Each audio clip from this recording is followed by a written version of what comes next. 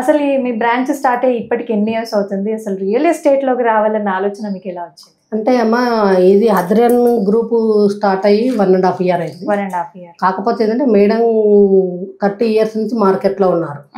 ఆ మార్కెట్లో 30 years నుంచి ఉండి మామూలుగా చిన్న చిన్నగా స్టెప్ బై స్టెప్ ఎత్తుకుంటూ వచ్చేసి లాస్ట్కి ఆమె ఏమనుకుందంటే నేనే ఎందుకు ఒకరి దగ్గర చేయాలి, నేనే ఓన్ ఆఫీస్ పెట్టుకొని నేనే ఒక ఉపాధి కలిగిస్తా కదా నాతోటి చేసే వాళ్ళకి.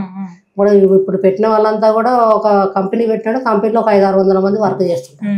ఆమె కూడా ఆ స్థాయి నుంచి వచ్చింది కాబట్టి నేను కూడా ఒక ఓన్ ఆఫీస్ పెట్టి నేనే జనాలకు ఉపాధి కల్పిస్తా, నా దగ్గరనే వర్క్ కల్పిస్తాను నేను అనేది ఉద్దేశంతో పెట్టినారు. పెట్టినందుకు కూడా మా అందరికీ మంచి ఉపాధి కల్పించినారు. ప్లస్ ఇంకోటి మంచి మంచి వెంచర్స్ చేశారు. వెంచర్లలో కూడా కస్టమర్కి ఎలాంటి ఇబ్బంది లేదు, మేము తీసుకొచ్చి కస్టమర్కి ఇప్పించేందుకు మాకు ఎలాంటి ఇబ్బంది లేదు. అన్నీ కూడా చాలా బాగా చూస్తున్నారు మేడం. ఆఫీస్ కూడా మన ఉప్పల్ బాగాయత్లో ఉంటుంది.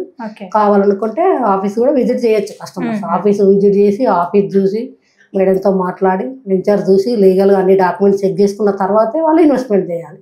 ఎందుకంటే అంత గుడ్డిగా ఎవరు చేయరు కదా, లక్షల్లో పెట్టుబడి కాబట్టి మనం చెప్పగానే వచ్చి ఎవరు ఇన్వెస్ట్మెంట్ చేయరు. కాబట్టి అన్ని చూసుకొని అన్ని లీగల్గా చూసుకున్న తర్వాతే ఇన్వెస్ట్మెంట్ చేయొచ్చు. ఎలాంటి ఇబ్బంది ఉండదు మన దగ్గర ఇన్వెస్ట్మెంట్ చేస్తే.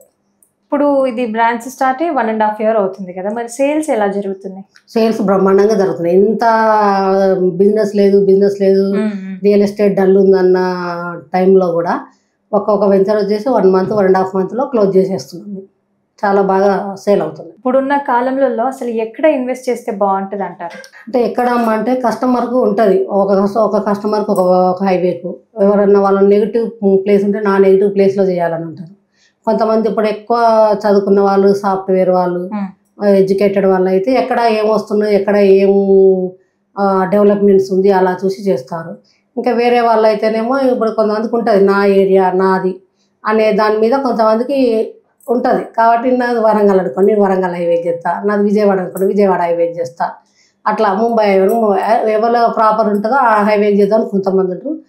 మరీ అంత ఆలోచించి మంచిగా చేసే వాళ్ళు అయితే చదువుకున్న ఎడ్యుకేటెడ్ సాఫ్ట్వేర్ వాళ్ళు అలాంటి వాళ్ళైతే లేదు, వాళ్ళకంతా పొద్దున్నేస్తే గూగుల్ మొత్తం అంతా ఆన్లైన్ ఉంటారు కాబట్టి ఎక్కడ ఏమొస్తుంది అనేది ఇప్పుడు ప్రతిదీ మన గవర్నమెంట్ అనౌన్స్మెంట్ చేసే ప్రతిదీ అందరి దగ్గర ఉంది. ఇప్పుడు మేమేదో చెప్తున్నామని కాదు, ప్రతి ఒక్కరికి స్మార్ట్ ఫోన్స్ ఉన్నాయి, ప్రతి ఒక్కరి దగ్గర అంతా ఉన్నది. పొద్దున్నైతే ప్రపంచం అంతా దాంట్లోనే ఉంటుంది. కాబట్టి వాళ్ళు చూసి కూడా మా ఆఫీస్కు డైరెక్ట్ వచ్చి కొనే వాళ్ళు కూడా ఉన్నారు మొత్తం.